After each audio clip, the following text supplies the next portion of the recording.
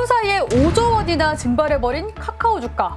지금부터 사야지 하시는 신규 매수자분들이 있는가 하면요, 기존 주주분들 중에서는 왜 내가 사고 나니까 폭락이야 하면서 절규하시는 분들도 계실 것 같습니다.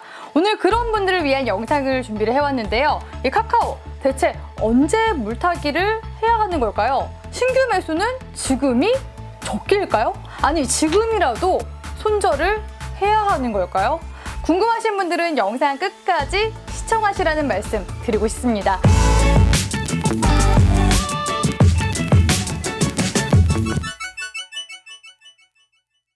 이 카카오 같은 대형주 주가가 그냥 떨어질 리는 없겠죠. 이 카카오 주가가 폭락이 나온 9월 8일부터 연이은 외인 기관의 폭탄 매도세가 나왔는데요. 현재 카카오는 공매도 과열 종목으로 지정이 된 상황입니다.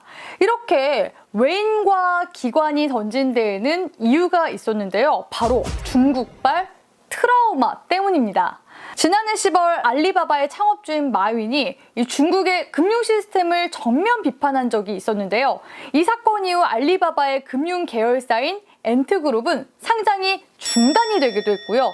중국 최대 차량 호출 서비스를 운영 중인 디지추싱은 뉴욕 증시 상장을 강행한 후 정부의 강도 높은 조사 대상으로 오르게 되었습니다. 이 같은 중국의 빅테크에 대한 본격적인 규제로 인해서요, 앞서 한 차례 경험을 했었던 외인들의 공포감이 이 카카오와 네이버 주가에 과도한 하락을 불러일으킨 것 같다라는 의견이 있기도 합니다. 사실 이 중국의 빅테크 규제뿐만 아니라 전 세계적으로 플랫폼 기업들을 규제하기 위한 움직임들이 있어 왔는데요.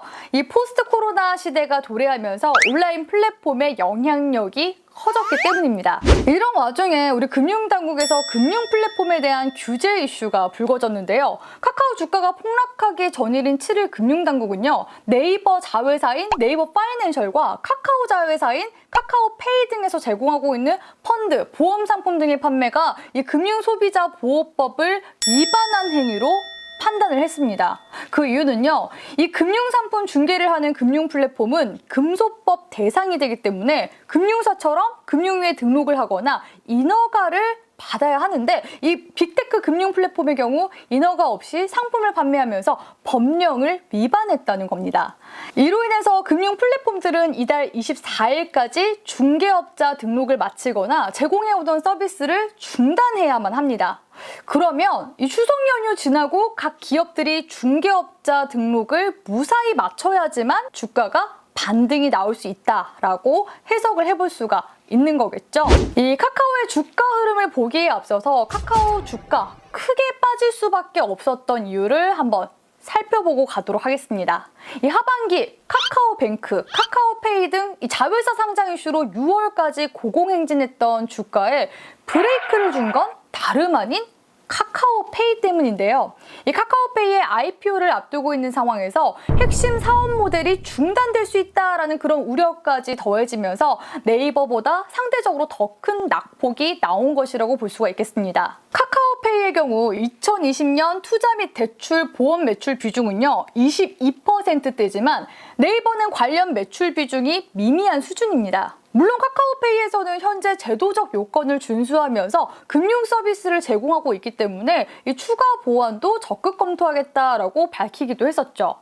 사실 카카오는 뱅크, 페이뿐만 아니라 카카오페이 증권도 있는데요. 카카오페이 증권은 투자 중개 라이선스가 있는 상태라고 하고요. 이 KP 보험 서비스를 통해 보험 중개 라이센스를 보유하고 있고, 또 대출의 경우 네이버와 함께 혁신 금융사업자로 지정이 되어 있어서 업계에서는 주가 하락이 오히려 과도한 수준이라고 보는 평가들도 있습니다. 자, 그러면 카카오의 기술적 분석 함께 보도록 할게요.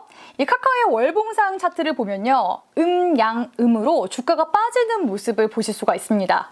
양음양으로 올라가면 주가가 강한 상승으로 가는 반면에 음양음으로 빠지는 모습으로 봤을 때 주가가 추가적으로 더 밀릴 가능성이 있습니다. 이 고가권에서 지지받았던 14만 원대를 장대음봉으로 이탈시켰다는 것은요, 매도세가 그만큼 강하다는 것으로 볼 수가 있겠는데요. 사실 대형주임에도 불구하고 카카오 주가는요, 2020년 최저가 대비해서 600% 가까이 상승세가 나오기도 했습니다. 더군다나 올해는요, 상반기 주도주로서 신고가 랠리를 달려왔었기 때문에 이 조정에 대한 명분이 필요한 시점이었죠. 그런데 딱 이 시기에 전 세계적으로 플랫폼 규제에 대한 이슈가 나오면서 공매도와 함께 투매가 나온 것으로 보여집니다. 제가 앞서 말씀드렸다시피 24일 기점으로 악재가 해소되면서 이달 말 월봉이 12만 원 선을 지켜주면 현폭락이 짧은 조정에 그칠 가능성이 높겠지만요. 다만 고가권 대형 종목의 경우는 조정을 한 번 주면 반년에서 한 사이클이 돌 때까지, 그러니까 2, 3년 정도의 조정을 거치고 갈 가능성도 있기 때문에 장기 전략까지도 고려하시는 것이 좋겠다라는 조언을 드리고 싶습니다.